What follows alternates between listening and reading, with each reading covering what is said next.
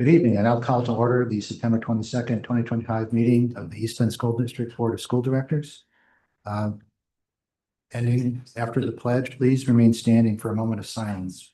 Memory of Karen Coyote. Good evening. I now call to order the September 22nd, 2025 meeting of the East Bend School District. Okay. Please remain standing for a moment of silence in memory of Karen Coyote, recently retired McCunchie Elementary teacher who passed away on September 11th, 2025. Please rise for the Pledge of Allegiance.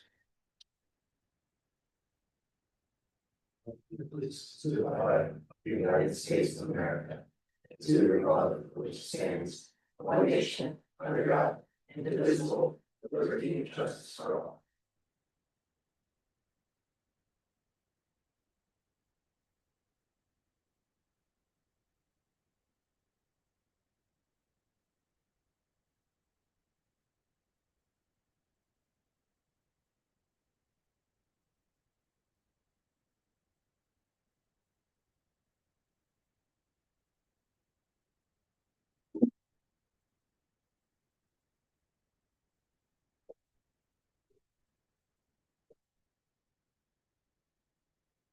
Thank you.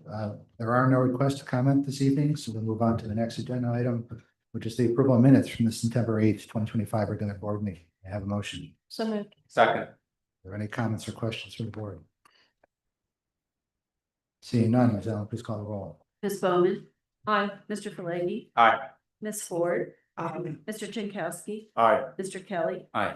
Ms. Klotz. Aye. Mr. Smith. Aye. Dr. Whitney. Aye. Dr. Levinson. Aye. 9 ayes. Thank you, Ms. Allen. Moving on to the district update, Dr. Campbell. Good evening, thank you. Our Emmaus High School Counseling Office is pleased to invite all students and their families to our post-secondary planning night, which is actually scheduled for this Thursday, September 25th, starting at 6 p.m. The evening is designed to help families, really students of any age, to help navigate the journey towards college and career planning. Again, at 6 o'clock, we'll start off in the Emmaus High School auditorium with a presentation by a representative from the Pennsylvania Higher Education Assistance Agency. They'll talk a little bit about the FAFSA process, grants, loans, and scholarships. And then at 7:15, we have grade level breakout sessions. Those breakout sessions, more for our high school students. We'll talk a little bit about Hive and how we use Naviance at the secondary level. And then our counselors will be available to support students in college searches, the application process, et cetera. And so again, that event is planned for this Thursday, September 25th, starting at 6 o'clock. We encourage families and students to attend and take advantage of really a great opportunity to have resources present to help support that planning process. And if there are any families who aren't able to attend, a copy of the presentations, not a video recording, but copies of the presentations that are shared will be available on the high school counseling website. As we all know, today is the first day of fall, and here in East Penn, we're really looking forward to our fall theater productions that will soon be upon us. Emmaus High School Theater Department is presenting The Diary of Anne Frank, November 6th, 7th, and 8th at Emmaus High School. Tickets can be reserved online on the high school website beginning September 16th, and you can also purchase tickets at the door. As a reminder, if you are a senior citizen Golden Age Card holder, you may use your gold card to receive a complimentary ticket to any performance at Emmaus High School. Ayer Middle School's theater department will present 2 one-act plays, Mascots and Friday Night Sprites, on November 14th and 16th. Again, at 7 p.m. at the Ayer Auditorium. Continue to check out the Ayer Middle School website for ticket information. And finally, Lower Macungie Middle School's theater department will present Fractured, a culmination of fractured fairy tale characters, and that is planned for November 20th, 21st, and 22nd, all at 7 o'clock at the LMMS Auditorium, and tickets are available at the door for those performances. You have likely, if you've been paying attention to our fall athletics, you know that our teams continue to perform incredibly well. Emmaus High School field hockey coach Sue Butz-Staven got her 1,100th career win versus some great competition from Oak Knoll on September 13th. That was last Saturday or a week ago. Our boys hockey team, our boys soccer team, our field hockey team, and boys and girls cross country remain undefeated so far this fall. And our homecoming football game is scheduled for Friday, October 10th. So please join us for a great evening then.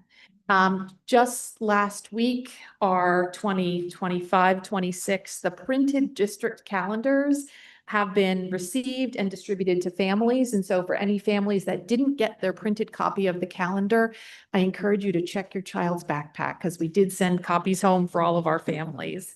And one final reminder, speaking of calendars, this Wednesday, September 24th is an early dismissal for students.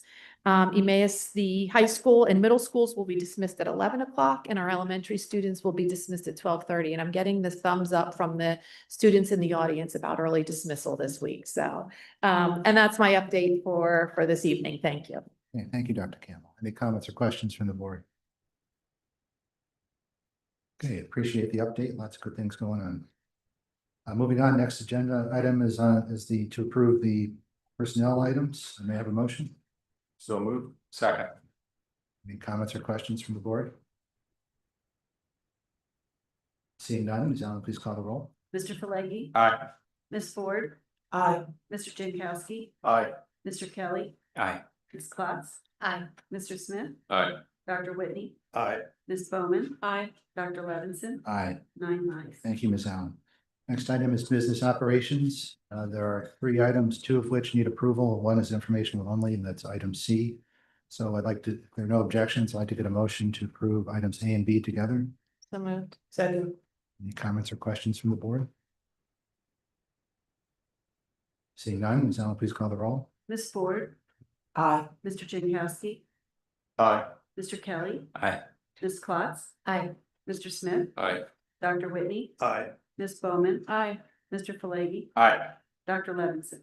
Aye. 9 ayes. Thank you, Ms. Allen. Next item is curriculum, educational conferences. May I have a motion to approve educational conferences? So moved. Second. Any comments or questions from the board?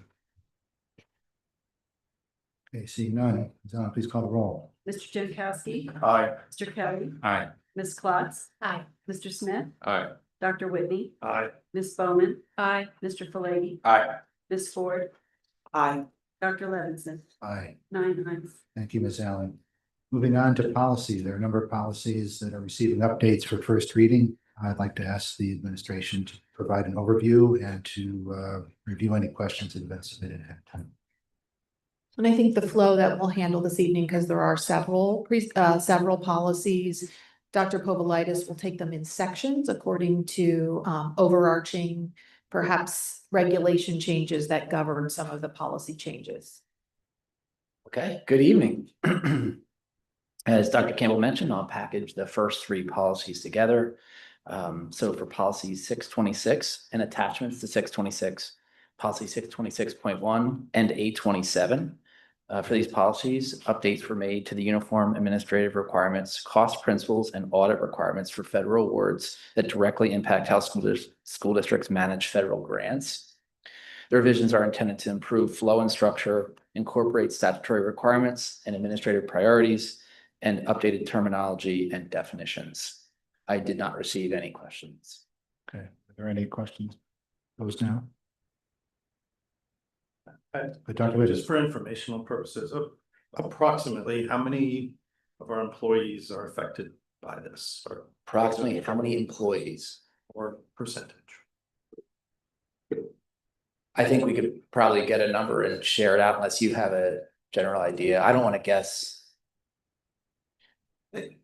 The federal fiscal management policies are really how we manage the grant funds. So the number of people who are involved, I say a handful, 5 or 6, who sort of oversee the federal grants, either from a programmatic standpoint or from a fiscal standpoint. So I would say probably half a dozen are directly affected. Some additional staff may be affected by sort of the tangential requirements, but I would say they're not going to be directly. That was fine, but thank you. Sorry. to ambush. No, it's Oh, that's a good question. Thank you. Any other questions on those three? Mr. Kelly? As these grants trickle down and they get to like the classroom, like using grants for computer program or something like that, is the new policies now gonna create more of a burden on like the teachers to be able to show, or the paperwork that needs to be? No. No, there's no additional. Question, Mr. Johnson? Not a question, I just, I think this is a great, I think 626 is a great policy and really lays out nicely, process for compliance, so I appreciate what we're doing. Thank you. Okay, thank you, Mr. Jankowski. Other questions? or By owners. Okay. Okay, I think that's it for those. Okay, moving on, policy 317, conduct disciplinary procedures. This policy was updated to reference the Code of Professional Practice and Conduct for Educators. There were several language changes and additions to align better with the code. 317.1, educator misconduct. This policy contains minor updates to terminology regarding Title IX sexual harassment to comply with Title IX regulations. And then 320, freedom of speech by employees. For added clarity, the title of this policy has been changed from freedom of speech in non-school settings to freedom of speech by employees. Detail has been added to this policy to facilitate acknowledgement of the freedom of rights of school employees and the indications as to when such speech may impact efficiency or constitute a reasonable likelihood of disruption. So that's kind of a package there of updated HR related policies. Okay, Ms. Bowman? Yeah, I mean, for the freedom of speech one, what was the reason for redoing the policy? Was it code or was it a SBA suggestion? I think it's an SBA suggestion, a PSBA suggestion, but it's actually based on recent court cases. Okay. You may find it interesting that if you actually look at the revised policy, there are a series of cases that are cited as reference, but none of them are actually cited in the body of the policy because it's a compilation of what comes out of these cases. Okay. When I read over this, especially the end, that it has like 4 points about when speech might not be acceptable. It read very vague to me, especially sorry, maybe I'm not in the right place. Oh, You're on the right. yeah, one of them had to do with loyalty or something, and I can't seem to find it now. And I just wasn't really sure what that had to do. Now I can't find it. Maybe it's not in there. It's number 2 on page 202. I think you're referring to number 2 in bold. On what page did you say it was on? 2 of 2. Yeah, I mean, it was definitely one of the bolded editions. Having a detrimental impact on close working relationships requiring loyalty and confidence. Yes, yeah. Like what would a close working relationship that requires loyalty be in the school district? Administrative wise, members of the administrative team. Let me make a comment if I could. Yeah. This is one of the, I'll say, both the hottest area of discussion as well as the murkiest area amongst of discussion. You'll see at the very end, it says any decisions regarding should consider all the facts of the case and should be in conjunction in consultation with your solicitor. That pretty much describes this area of law. And they've gone from three very specific items that were listed in the former policy, and now they're 4 more broadly categorized policy. And that's based on the individual facts of each individual case. And so we're gonna have to try and we have to look at these on an individual basis. Okay. And I could say too, in working with Mr. Fisher and with PSBA, because we had questions as we were reviewing this policy and we reached out to PSBA, they kind of said the same thing. It's really a case by case basis. This is a muddied area right now, and you have to work with your solicitor on a case by case basis. So similar to what Mr. Fisher just said is the same information received from PSBA and their legal guidance as well. I just feel like when I read this, if I was an employee of the district, I'm not sure I would know what was acceptable speech when I'm not at work and what's not from reading this. And then you say it's case by case basis, so somebody wouldn't know because it's so murky. And then, you know, their livelihood's at stake when, or I assume there's some sort of, something happens to them when they break the policy. I feel like it should be more specific or clear, like what we're expecting of people. I appreciate your comments, I really do. I think the reasoning behind the more generalized statement was because the first three that were listed there are so specific. How do you necessarily fit your factor always into one of those three areas? So, and the cases that are coming out are more generalized. So that's the reason behind it. I know that may sound somewhat repetitious from what I just said, but that's my understanding of why PSBA is recommending the change. And that's basically what the court cases are saying. That language, those four more general categories are more closely aligned with what the courts are saying. They're not being too helpful either, Yeah. obviously. Yeah, I just like impairing harmony among coworkers. That could mean that you're violating this policy if you gossip about a coworker behind their back, for example. And then you would have to decide, the administration would have to decide. You know, it just so it feels so broad that I don't know what those things actually mean. That's all. So I'll let others comment. Good point. Dr. Whitney. Yeah, I don't even, I mean, I would take a slightly different tack. I'm acknowledging that there's murkiness here. What strikes me about this policy, unlike many other policies that we have, is that there isn't a clear process there. The vague part to me is not so much the particulars of what qualifies freedom of speech or action, but who is responsible aside from the school solicitor who is supposed to be consulted. It looks like that person is to be consulted by the district, and I'm not quite sure. It just seems like every other policy has a delegation of responsibility and guidance, which have a certain process and also spell out some consequences, but this one does not, and that's the piece that to me strikes me somewhat. I would say in the first instance, it will end up before the solicitor gets involved with the superintendent's office.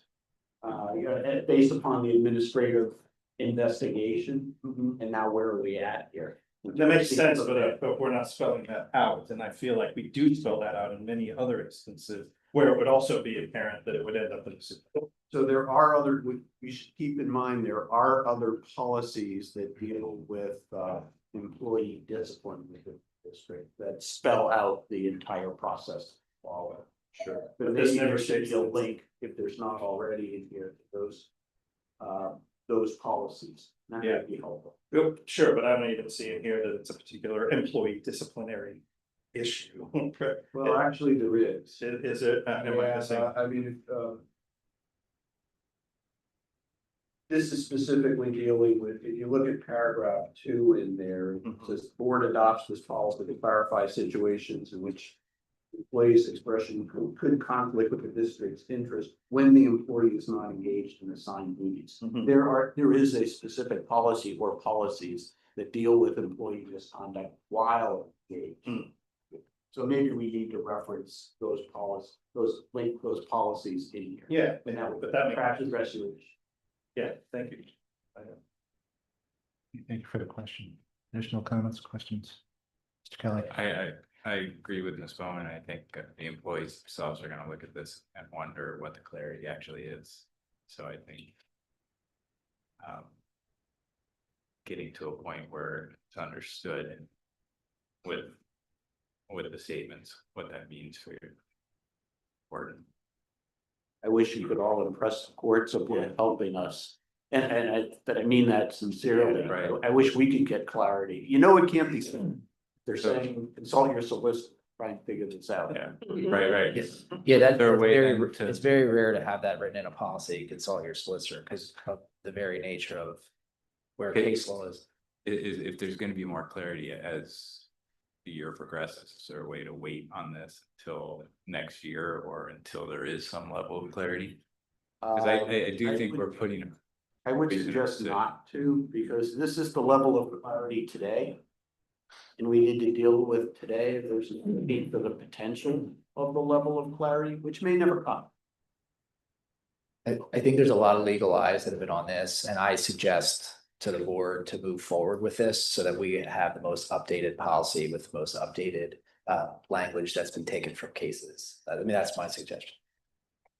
Mr. Jankowski. Yeah, I mean, I'll agree. I mean, I think it's best to defer to the administration, our solicitor and the PSBA in connection with this. I think we can't have specific scenarios because you're never gonna have every single scenario.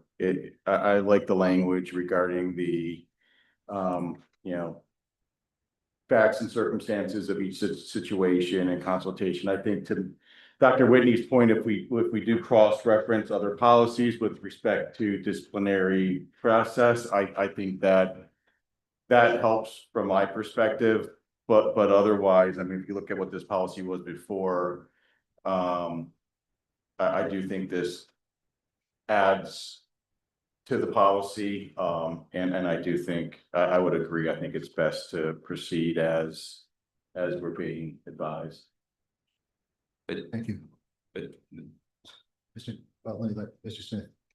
Yeah, I'm sensitive to the ambiguous nature of it and understanding that a lot of it is due to the ambiguous direction we've been given. The word that I'm really stuck on is the loyalty piece.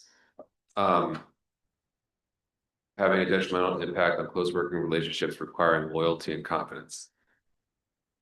Only because, well, I guess the argument, can be made that in close working relationships, especially on high functioning teams, there's a level of loyalty, and I don't think anybody would argue that. The loyalty and defining that is going to be subjective, and to what degree, depending on who's on the outside looking at a team and its level of function. It's too subjective for me. The confidence piece, I understand. I mean, you have close work relationships on teams where there needs to be a confidential nature in what some of the things are that are being discussed on that team. And confidential, if it's confidential matters, that is all then defined very specifically in policy. So that's not really up for debate. The loyalty piece, though, that I don't know if there's a way we could just take that part out. Like it's hard to define. Hard to define. We'll revisit it and take a look at it. Thank you for the comment. Anybody else? Mr. Kelly, oh, I'm sorry. I want to go, everybody, before. I was just going to support Adam was saying in terms of loyalty. It occurred to me, we look for things like integrity in working with teams and people. So I thought loyalties just didn't fit, but I know I have read other documents, similar documents that would reference integrity. We expect employees to have integrity when they're working. I'm not sure that loyalty is the right word or the right fit. Thank you for that. Mr. Kelly. the other one word that I would look at is harmony. I don't, that's very vague to me. Are you referring to just harmony and being able to work together? Is it like in the job? Is it like where I would be concerned about that? Just with differencing opinions, and I think harmony also. Actually, we'll go Ms. Klotz first. I am just throwing my support behind Mr. Smith and Mr. Kelly. I agree those two words. Thank you. Yeah, I think like obviously we'd love for all of our staff to be in harmony with one another, but the truth of the matter is they're not. And I think that I don't know that we can require everybody to like each other that works here with our thousands of employees. And what one person might say is impairing harmony, another person might not agree with that. I think that's where I was talking about the vagaries of it. It would be really easy to accuse somebody of impairing harmony, especially in a district where we're already not in harmony for not bad reasons. It's just a lot, people don't always like each other when they're working together. So just in agreement, I think those are the two words that probably bother me the most because we don't know what they mean. They could mean so many different things. I think I have a pretty clear idea of interfering with the operations of the school district. I think I know what that means.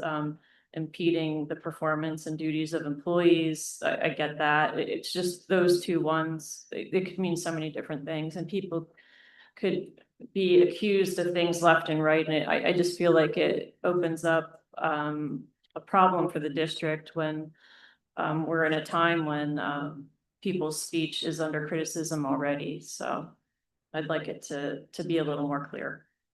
Thank you. As a general question, can we take these specific concerns back to PSBA maybe? Absolutely.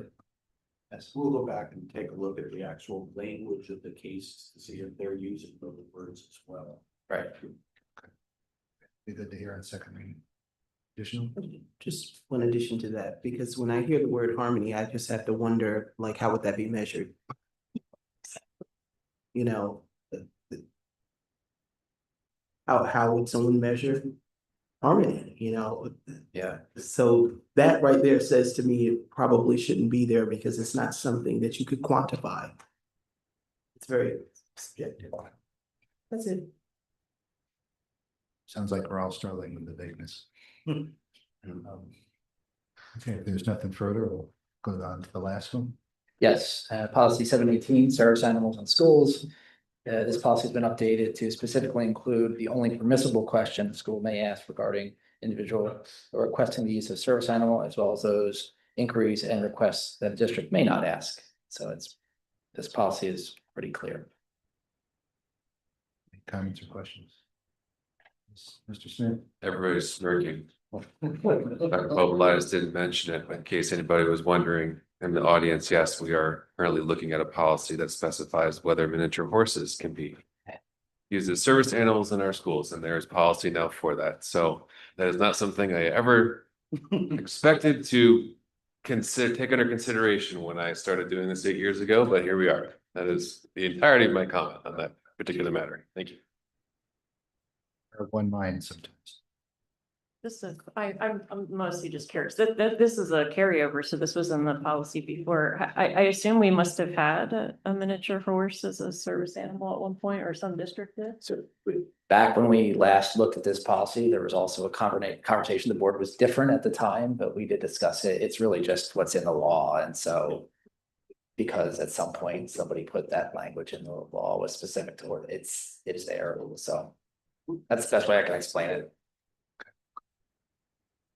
Thank you. Any additional comments or questions? And if not, that concludes first reading. We'll do second reading in our next meeting. Thank you. Okay, thank you.